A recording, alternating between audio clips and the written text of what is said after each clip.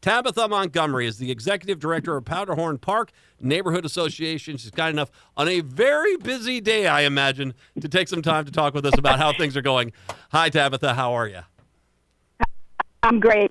Thank you so much. I feel like reading my mind, but it's a beautiful day. The weather is warm. Spirits are high. It's going to be a great event over 2 days, 10 to 5, Saturday and Sunday. Now, how long have you been involved with this event? Wow. So I've been with the organization now coming up on 9 years, and it was such a beautifully well-run, established event prior to that since we're celebrating our 33rd this year. In a lot of ways, it runs like clockwork, a lot of foresight by the community. It was actually started by artists these many years ago who came together and said, you know what, we're going to celebrate local art and also regional artists in a very beautiful setting, 66 acres outdoor, and it's just been giving to the community ever since.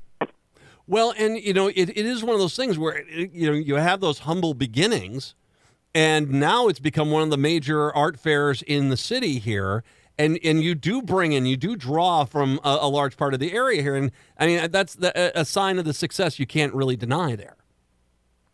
No, you can't. And I'm going to take it one step further. Not only locally, I mean, it's a lauded event just because I think the serene settings that we take place in. But, we attract artists from over, typically on average, 26 different states, 216 cities. And then they are juried in by a panel of, distinguished and awarded artists themselves. So it turns into this very beautiful thing. It's we don't allow generators, I got to say that, into the park, so it has this beautiful just tranquility as you walk around Powderhorn Lake.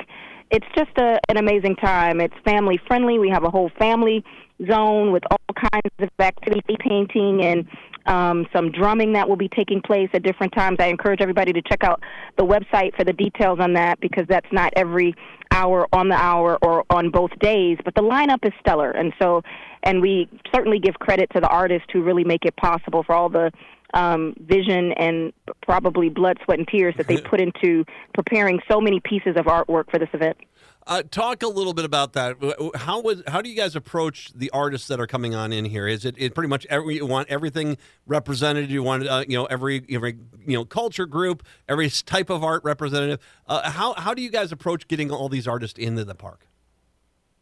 Yeah, that's a great question. I mean, I think the art fair circuit, as I would call it, is a real thing. Like, there are people who this is how they present, this is how they show their artwork, their passion on canvas or off of a pottery wheel. We have over 25 different mediums that participate across those a variety of different categories. And so, honestly, I think that what ends up happening is the word has been out now for 33 years. And so there's a lot of different platforms that help us to let the artists know that the application process is open and when it closes. And like I said, we partner with other local artists who are serve as jurors, and not only to extend invitations to what tomorrow will be clearly close to 250 individual artists in some form or fashion here in the park. But then that on tomorrow, then those same jurors come back, and then they will be walking around scoring the artist again, not because you can really judge art, but so that we can, through their lens, provide some awards to those that they think are just best in show and that are just doing some stellar things in their particular category. I want to bring in your sponsors here because there's an interesting element, and I do like this. Of course, I want to mention Star Tribune, Lake Street Council, our Car, EV Car Wash. You have as well the Sahan Journal. Love Sahan Journal; they're fantastic. And the CTUL, I'll go with that. It's just I don't speak. That's short for say tool. I get it. But I also want to mention that you have the League of Women Voters out there and the Minneapolis Election and Voter Services. Here it is, August. You guys are taking this event and also using it as an information gathering place for people with the election coming up, and that's a very solid idea. I'm glad those partners are with you on this one. Yeah, I mean, and that's just part of right? Art is a part of it. Our electoral system and process, certainly the general election, is a part of our community, undeniable in so many different ways. And ultimately, what we care about is people exercising their rights. And in this case, exercising their right to vote, understanding where they can vote, how they can vote, when they can vote, how they cannot vote, all of those types of points are important, especially when you have, and we expect to have probably close to 18,000 people who will join us over the next 2 days, and hopefully a little bit more since this weather just continues to give us so much sunshine and so much beauty. And I just want to give another shout out to the Minneapolis Parks and Recreation Board. The team here is by far, hands down, the best parks crew that I have had the pleasure of working with and partnering with. Liz Krause, who is the director here, holds us down every year. Her team shows up smiling on their face. Teamwork is out here helping to keep the park beautiful and picked up over the next 2 days. I mean, everybody's working really hard to be in community with one another, not only, like you said, partnering with amazing folks like you just mentioned, the League of Women Voters and the Lake Street Council and so many others, but to celebrate the power of how we are connected through the arts, right?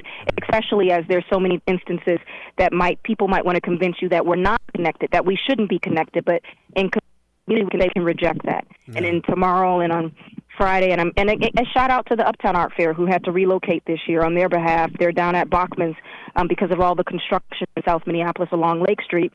Show them a little love if you have it in your schedule. For so many years, at one point it was the Big Three. There was the Loring Park and the Uptown Art Fair that took place on the same weekend, and maybe at some point we'll be able to figure out how to bring all that back together and put the wheels in motion. But until then, we certainly don't mind being considered a fan favorite and would love to see all of your listeners with us this weekend. Well, and once again, you're talking about bringing people together. The art brings people together. I will also mention I have previewed your food choices. That brings people together. Yes. You guys got a nice setup. We should mention you're going to Powderhorn Park. You not only can see the art, but you got tons of food that's going to be out there, right?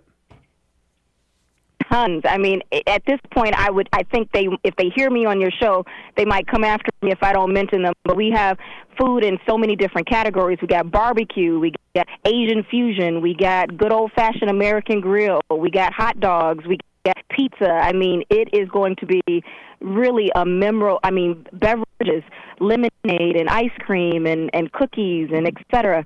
I mean, the list goes on and on. Maybe it's our little personal homage to the State Fair that will be opening up soon, too. But I think as much as we know that art brings folks together, food brings us together, and certainly in a very community-centric neighborhood that is just trying to do the best we can to reflect what love looks like in action on a Saturday and a Sunday in late summer. It is our privilege to do so.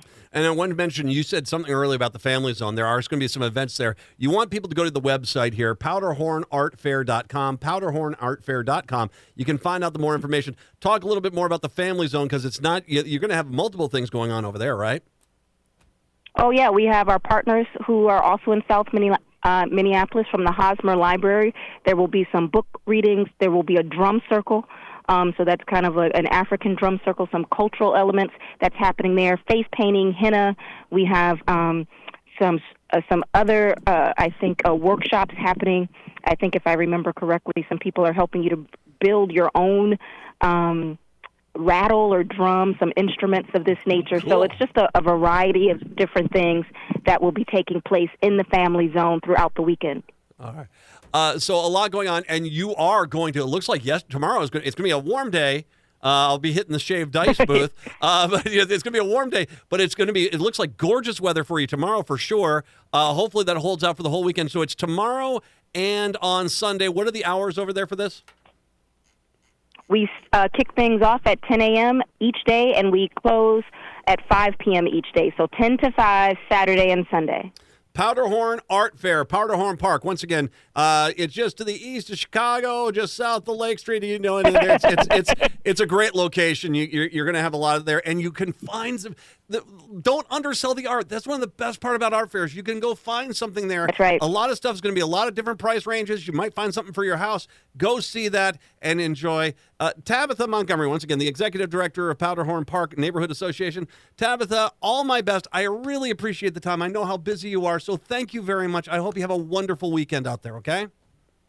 Oh, we appreciate the opportunity. Have a great show. Take care. Thank you very much. Tabitha Montgomery, Powderhorn Art Fair. She doesn't have to. I'm not doing the heavy lifting today. She and her crew and the Parks crew, they're all doing the heavy lifting. You know what they got out there for food, man? They got the corn on the cob with the cheese, the Mexican corn on the cob with the cheese on it, man. Oh, I got to get out there for that. God, I love that. I love that. There you go. Powderhorn Art Fair. I'll see you guys out there this weekend. I think I can try to hit that up. 952-946-6205, 952-946-6205. Wrap up the show when we return. I'll get some dancing in here. Of course I will. It's the Matt McNeil Show on a Friday.